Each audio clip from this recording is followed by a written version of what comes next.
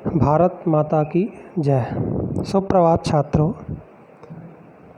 कक्षा अष्टम हिंदी में हमने अब तक 5 पाठ पढ़ लिए हैं और उनका अभ्यास कार्य भी पूर्ण कर लिया है। आज हम 6वां पाठ भगवान के डाकिए, जिसके लेखक रामधारी सिंह दिनकर हैं, को पढ़ेंगे। इसकी विधा कविता है। इस पाठ को भावार्थ पढ़ने से पहले हम इसका प्रसंग एक बार देखेंगे। प्रसंग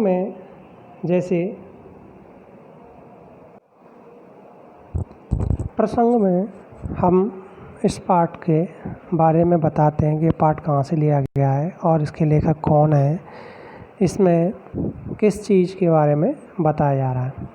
तो इस कविता का भावार्थ यानी व्याख्या करने से पहले हम इसका प्रसंग देख लेते हैं। प्रस्तुत पद्यांश हमारी हिंदी की पाठ्य पुस्तक बसंत में संकलित भगवान के डाकिए नामक कविता से लिया गया है। इसके कवि रामधारी सिंह दिनकर हैं। इसमें कवि ने पक्षी और बादल को प्रेम का संदेश लाने वाले डाकिए कहा है। अब हम इसकी व्याख्या पढ़ते हैं। पहले पाठ कविता को पढ़ते हैं, फिर उसकी भावार्थ को समझेंगे। पक्षी और बादल ये भगवान के डाकिए हैं, जो एक महादेश से दूसरे महादेश को जाते हैं। हम तो समझ नहीं पाते हैं, मगर उनकी लाई चिट्ठियाँ पेड़ पौधे, पानी और पर्वत बाँसते हैं।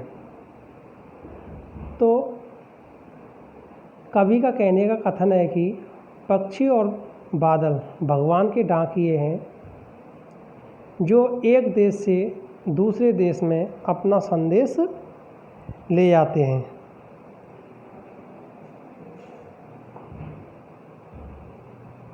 और उनकी चिट्ठियों को मनुष्य नहीं बांट पाता। हम तो समझ नहीं पाते, यानी कि उनकी चिट्ठियों को मनुष्य तो नहीं समझ पाता, परंतु पेड़ पौधे, पानी और पहाड़ बाँसते हैं। पेड़ पौधे, पानी और पहाड़ उनकी चिट्ठियों को पढ़ते हैं।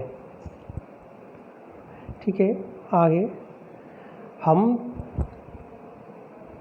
हम तो केवल ये आंकते हैं कि एक देश की धरती दूसरे देश को सुगंध भेजती है, और वह सौरभ हवा में तैरते हुए पक्षियों की पाँखों पर तिरता है, और एक देश का भाप दूसरे देश में पानी बनकर गिरता है।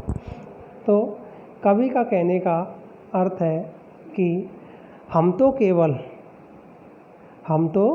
केवल यह अनुमान ही लगा पाते हैं कि एक देश दूसरे देश को प्यार का संदेश भेजता है,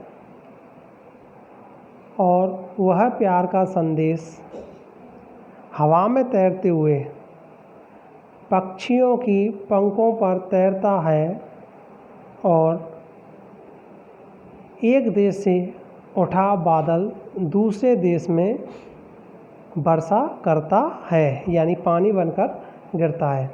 इस प्रकार से इस पाठ का ये भावार्थ है। आप सभी भैया इस पाठ की कविता को कॉपी में लिखेंगे और याद करेंगे। इसका भावार्थ और PDF मैं आपको भेज दूंगा, और आप गूगल क्लासरूम से भी प्राप्त कर सकते हैं। धन्यवाद।